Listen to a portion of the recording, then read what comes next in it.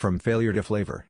The day I got the email that I'd flunked out of college, I sat on the curb outside my dorm with nothing but a half-eaten bagel and the sound of my dreams shattering. My friends were already planning their internships, and I was staring down the barrel of moving back home and starting over. It felt like the end of everything I'd worked for, and the shame weighed so heavy I could barely breathe. That night, I promised myself I'd do one brave thing, find out what I loved, even if it wasn't what everyone expected. With the last scraps of my savings, I bought a rusty old food cart off Craigslist and parked it on a busy city corner. My first day, I sold 3 tacos and nearly froze my fingers off, but every customer's smile was a tiny spark in the dark. I started experimenting with recipes, blending spices from my grandma's kitchen with street food flavors I loved.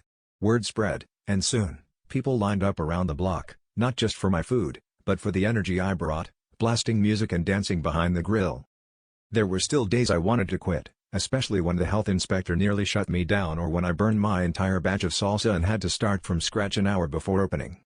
But each setback forced me to get more creative, to hustle harder, and to find pride in the messiness of my journey. I realized that failing out of college wasn't a dead end, it was the detour I needed to discover what made me come alive. Now, when people ask how I turned things around, I tell them this: success doesn't always come in the package you expect.